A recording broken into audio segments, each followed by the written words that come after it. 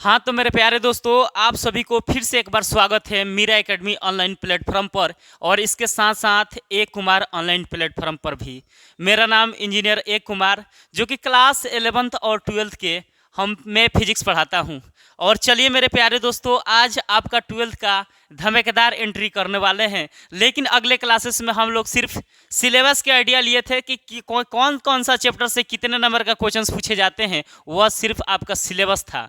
लेकिन आज कुछ नया होने वाला है, यानी हम लोग इलेक्ट्रोस्टैटिक्स ब्रांच को हम पढ़ेंगे और इलेक्ट्रोस्टैटिक्स ब्रांच का पहला चैप्टर्स पढ़ेंगे electric charge in electric field. लेकिन इनसे पढ़ाने से पहले सबसे पहले मेरे प्यारे विद्यार्थियों, सभी लोगों से विनम्र निवेदन है कि मीरा एकेडमी ऑनलाइन प्लेटफॉर्म को और साथ साथ ए कुमार ऑनलाइन प्लेटफॉर्म को इतना ज़्यादा सब्सक्राइब कीजिए ताकि मेरा जल्द से जल्द चैनल मोनिटाइज हो पाए।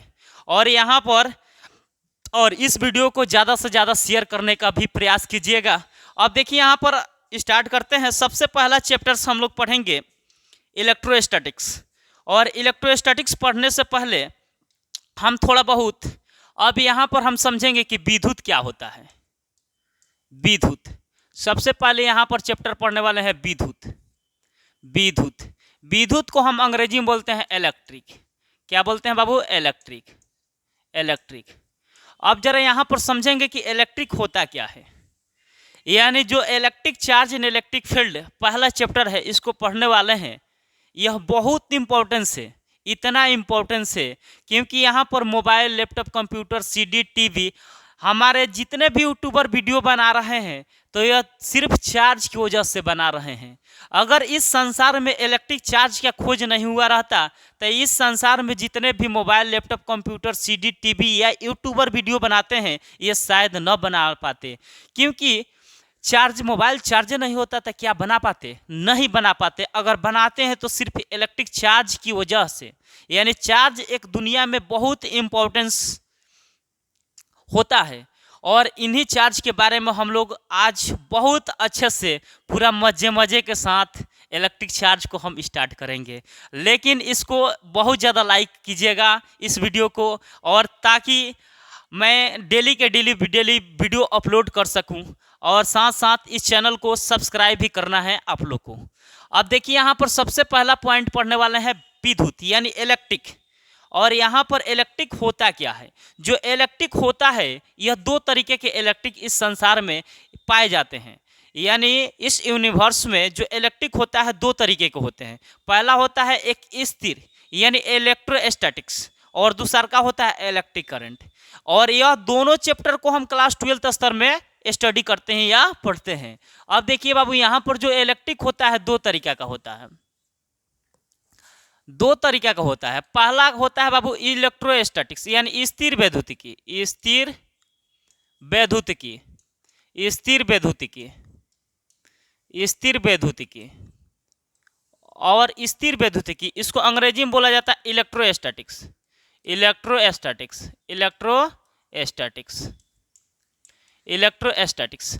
और यहाँ पर दूसरा का पॉइंट जो है, दूसरा का पॉइंट का नाम है विद्युत चालन। विद्युत चालन, विद्युत चालन। और विद्युत चालन को हम बोलते हैं electric current. Electric current, electric current. अब जरा यहाँ पर समझेंगे, जो इलेक्ट्रिक होता है इसको दो भागों में बांटा गया है। जो पहला भाग है इलेक्ट्रोस्टैटिक्स और दूसरा भाग है विद्युत चालन, यानी इसको अंग्रेजी में बोला जाता है इलेक्ट्रिक करंट। अब देखिए बाबू, यहाँ पे इलेक्ट्रिक करंट। अब यहाँ पर आगे की तरफ बढ़ते हैं। अब देखिए, यहाँ पर पहला पॉइंट लिखे हैं बाबू स्टैटिक्स। यहाँ पर लिखे हुए हैं स्टैटिक्स। स्टैटिक्स का मतलब होता है बाबू रुका हुआ। क्या होता है बाबू? रुका हुआ। स्टैटिक्स का जो मतलब होता है रुका हुआ या स्थिर या विराम, ये तीनों बात हो सकता है। स्टैटिक्स का मतलब क्या होता है बाबू? रुका हुआ, रुका हुआ, रुका हुआ। और यहाँ पर इलेक्ट्रो माने क्या होता है बाबू? चार्ज होता है। इलेक्ट्रो माने क्या होता है? चार्ज। इलेक्ट्रो माने होता है चार्ज, चार्ज।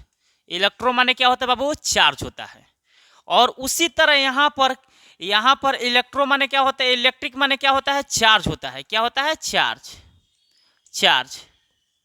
लेकिन यहाँ पर करंट की अगर बात करते हैं तो करंट को हम बोलते हैं प्रवाह यानी फ्लो।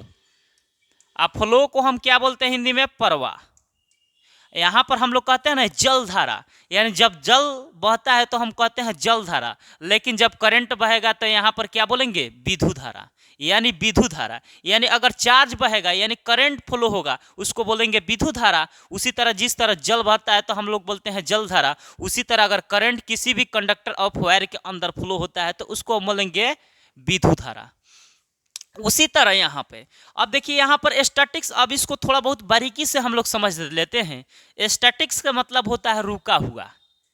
यहाँ पर जो चार्ज होता है रुका हुआ हो, जैसे मान लेते हैं यहाँ पर कोई चार्ज है, मान लेते हैं सपोर्टेड यहाँ पर कोई चार्ज है, यह चार्ज स्थिर है और इस चार्ज के अंदर क्या क्या हो रहा है, कौन कौन से फेनोमेनाएं घटित हो रही है, और इन सारी फेनोमेनाओं को जब हम गहन पूर्वक से स्टडी कर लेते हैं और वही आपका इलेक्ट्रोस्टैटिक्स कहलाता है। क्या कहलाता है बाबू, इलेक्ट्रोस्टैटिक्स कहलाता है। यानी कोई भी चार्ज पार्टिकल्स यहाँ पर रुका हुआ है और रुकने के बाद उसके अंदर से जितने भी हम फेनोमेनाए के बारे में हम स्टडी करते हैं वह सारी के सारी स्टडी आपको इलेक्ट्रोस्टैटिक्स ब्रांच के अंतर्गत हम लोग करते हैं, यानी इलेक्ट्रोस्टैट ब्रांच के अंतर्गत करते हैं। यानी कहने का मतलब यह है कि स्पष्ट से वर्डों में कहने का मतलब यह है कि इलेक्ट्रोस्टैटिक्स ब्रांच के अंतर्गत हम लोग सिर्फ स्थिर आवेशों के बारे में अध्ययन करते हैं। कोई भी स्थिर आवेश लेते हैं और उसको हम देखते हैं और उसके विचार करते हैं कि उसके अंदर कौन कौन से फेनोमेनाएं घटित हो रही है, और वही फेनोमेनाएं आपको इलेक्ट्रोस्टैटिक्स कहलाती है। और उसी तरह यहाँ पर अगर मान लेते हैं दूसरा ब्रांच की बात करते हैं, पहला पॉइंट तो समझ गए होंगे, इलेक्ट्रोस्टैटिक्स माने रुका हुआ, इलेक्ट्रो माने क्या होता है, चार्ज। यानी जो रुका हुआ चार्ज के बारे में हम गहन पूर्वक से स्टडी करते हैं कि उस चार्ज के अंदर से कितने फेनोमेनाएं हो रही है, और वही फेनोमेनाएं आपके इलेक्ट्रोस्टैटिक्स कहलाती है। ये तो सीख गए हैं। अब यहाँ पर दूसरा पॉइंट की अगर बात करते हैं, इलेक्ट्रिक करंट। यहाँ पर इलेक्ट्रिक माने क्या होता है बाबू, चार्ज होता है, और करंट माने क्या होता है, फ्लो यानी प्रवाह। और इसमें हम लोग सिर्फ करंट को दौड़ा कर ट्राई करते हैं कि यहाँ पर करंट दौड़ेगा तो उसके अंदर क्या क्या हो सकता है। किसी भी सर्किट में हम करंट दौड़ाएंगे तो उसके अंदर क्या क्या हो सकता है, कितना रेजिस्टेंस होगा, कितना क्या होगा, कितना रजिस्टिविटी होगा, उन सारी फेनोमेनाओं के बारे में हम लोग सिर्फ इलेक्ट्रिक करंट में पढ़ते हैं। यानी करंट को दौड़ा कर किसी भी सर्किट में इसमें अध्ययन किया जाता है। किसमें करते हैं, इलेक्ट्रिक करंट में पढ़ते हैं। लेकिन इसमें चार्ज को स्टेबल यानी रुका कर देखा जाता है कि उस चार्ज पार्टिकल्स में क्या क्या फेनोमेनाए हो रहे हैं, वह सिर्फ इलेक्ट्रोस्टैटिक्स में हम लोग स्टडी करते हैं। अब तो यहां पर समझ गए हैं कि यहां पर इलेक्ट्रोस्टैटिक्स मतलब होता है रुका हुआ आवेश को हम बारे में क्या करते हैं, अध्ययन करते हैं कि इसमें क्या क्या फेनोमेनाए हो रहा है। और यहाँ पर इलेक्ट्रिक करंट में क्या करते हैं, करंट को दौड़ाते हैं। यहाँ पर करंट को दौड़ाते हैं, कहते हैं ना जल धारा यानी जल का बहना। उसी तरह यहाँ पर विद्युत धारा यानी जिसमें विद्युत क्या बहता है, मान लेते हैं विद्युत धारा यानी विद्युत का प्रवाह हो।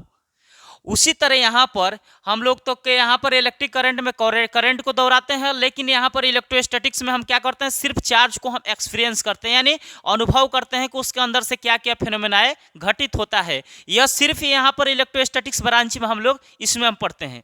अगर इलेक्ट्रोस्टैटिक्स ब्रांच की अगर बात करते हैं, अब यहाँ तक तो आप लोग समझ गए। अब आगे की तरफ हम बढ़ते हैं। अब यहाँ पर सबसे पहला जो पॉइंट रहेगा आप लोग को समक्ष, इलेक्ट्रोस्टैटिक्स यानी स्थिर विद्युतिकी। स्थिर विद्युतिकी यानी अंग्रेजी में बोला जाता है इलेक्ट्रोस्टैटिक्स, जिसमें रुके हुए आवेश को हम एक्सपीरियंस करेंगे यानी अनुभव करेंगे कि रुके हुए आवेश में कौन कौन सी फेनोमेनाएं घटित हो रही है, और वही फेनोमेनाएं को हम 4 चैप्टर में कंबाइंड करके हम लोग पढ़ते हैं, जिसमें से पहला चैप्टर से विद्युत आवेश तथा विद्युत क्षेत्र यानी इसको अंग्रेजी में बोला जाता है electric charge and electric field. अगर दूसरा चैप्टर की अगर हम एक्चुअली में बात करते हैं तो दूसरा चैप्टर है Gauss law and it's applications यानी गॉस के अनुप्रयोग। अगर तीसरा चैप्टर की अगर हम बात करते हैं तो यहाँ पर काफी इलेक्ट्रोस्टैटिक्स पोटेंशियल है यानी स्थिर विद्युत विभव। अगर चौथा चैप्टर्स की अगर बात करते हैं तो चौथा चैप्टर्स का नाम है बाबू यहाँ पे विद्युत धारिता यानी इलेक्ट्रिक कैपेसिटर यानी इसको हम बोलते हैं कैपेसिटी एंड कैपेसिटर्स भी इसको बोला जाता है। अब यहाँ पर तो आप लोग समझ गए, लेकिन यहाँ पर थोड़ा बहुत हम ड्रॉ कर लेते हैं, उसके बाद आगे की तरफ हम लोग बढ़ेंगे।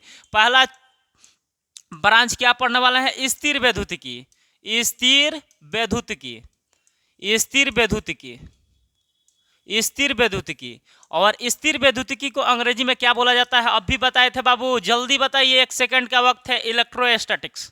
क्या बोलते हैं? इलेक्ट्रोस्टैटिक्स। ये समझ गए? यहाँ पर इस ब्रांच के अंतर्गत जो भी हम चार्ज पढ़ेंगे, सिर्फ यहाँ पर स्टेबल यानी रुका हुआ चार्ज के बारे में हम अध्ययन करेंगे। कितने चैप्टर में? मात्र हम 4 चैप्टर्स में। यानी यहाँ पर यह जो चैप्टर इलेक्ट्रोस्टैटिक्स ब्रांच के अंतर्गत आता है, उन ब्रांचों में, उन चैप्टरों में हम सिर्फ स्थिर आवेश यानी रुका हुआ आवेश के बारे में पढ़ेंगे।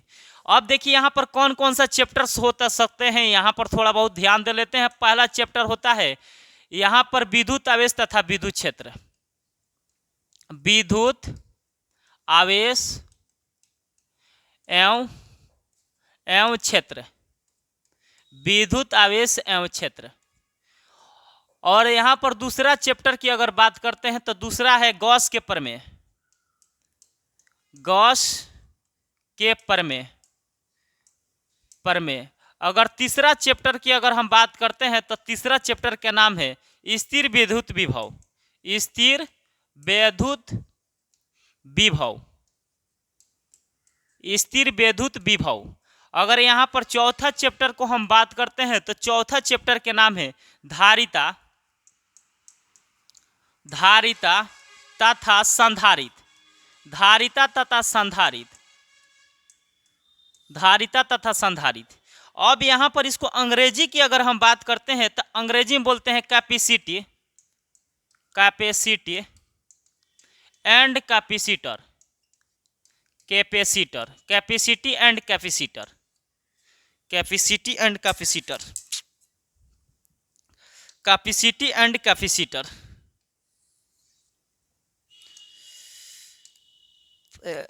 Capacitor, capacitor. और इसको हम अंग्रेजी में बोलते हैं इलेक्ट्रोस्टैटिक्स पोटेंशियल। थोड़ा बहुत इंग्लिश को जानकारी भी ले लेते हैं कि अच्छा खासा रहेगा, आप लोगों को समझ में भी आएगा। क्योंकि यहाँ पर क्लास 11th और 12th पढ़ के आप लोग मान लेते हैं इंजीनियरिंग के क्षेत्र में या मेडिकल के क्षेत्र में जाइएगा तो उसमें से हिंदी मीडियम का एग्जाम नहीं होता है, तो यहाँ पर थोड़ा बहुत इंग्लिश को भी समझना जरूरी है। आप देखिए यहाँ पर इसको बोलते हैं Gauss law, Gauss law and it's applications, its application, application. अगर यहाँ पर पहला चैप्टर की बात करते हैं तो इसको हम बोलते हैं अंग्रेजी में electric, electric charge and field, electric charge and field. अब यहाँ पर तो समझ गए इलेक्ट्रोस्टैटिक्स पोटेंशियल।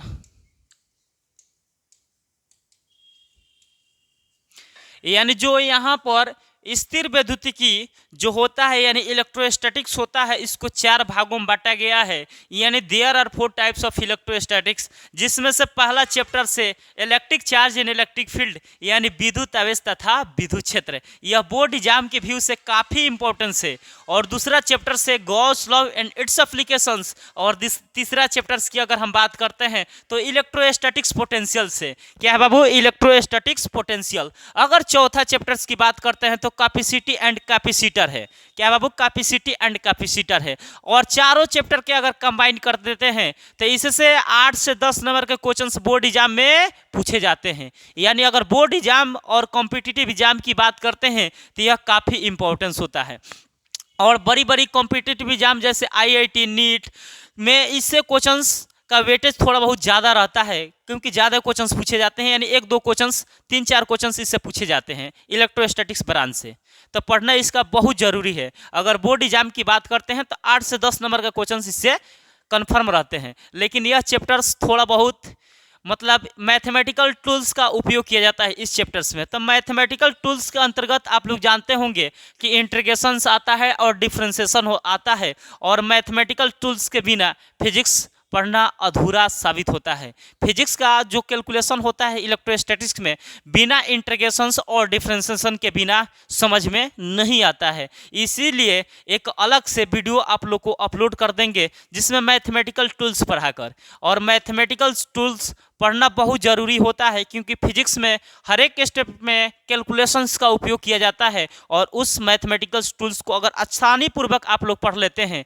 तो फिजिक्स पढ़ना बहुत आसान हो जाएगा, और फिजिक्स पढ़ना बहुत आसान हो जाएगा, और पूरे फिजिक्स मज़े मज़े के साथ हम लोग पढ़ेंगे। लेकिन यहाँ पर जिस जोश जुनून के साथ आप लोग मेरे साथ जुड़े हुए हैं, और यह जोश जुनून कंटिन्यू 1 साल तक रहना चाहिए, और उसी जोश जुनून के साथ मैं भी मीरा एकेडमी ऑनलाइन प्लेटफॉर्म के साथ साथ ए कुमार ऑनलाइन प्लेटफॉर्म पर भी क्लास 11th और 12th का कंप्लीट कोर्स हम लोग यूट्यूब के माध्यम से आप लोग को प्रोवाइड करते रहेंगे। लेकिन आप सभी लोगों से विनम्र निवेदन है कि मीरा एकेडमी ऑनलाइन प्लेटफॉर्म के साथ साथ ए कुमार ऑनलाइन प्लेटफॉर्म को कोई इतना ज़्यादा शेयर और सब्सक्राइब कीजिए ताकि हम लोग भी समझ सके कि यहाँ पर जितने भी लड़के पढ़ते हैं वह सेफ और सुरक्षित है। अब चलिए दोस्तों यहाँ पर स्टार्ट किए हैं, जिसमें से पहला चैप्टर्स क्या पढ़ने वाला है, विद्युत आवेश तथा विद्युत क्षेत्र। आप लोग को चार्ज करना है। यहाँ पर मान लेते हैं आप लोग को इस कदर electric charge and electric field पढ़ाकर चार्ज कर देंगे कि यह जोश जुनून हमेशा के लिए चार्ज रहिएगा, 1 साल तक डिस्चार्ज नहीं होना है। यानी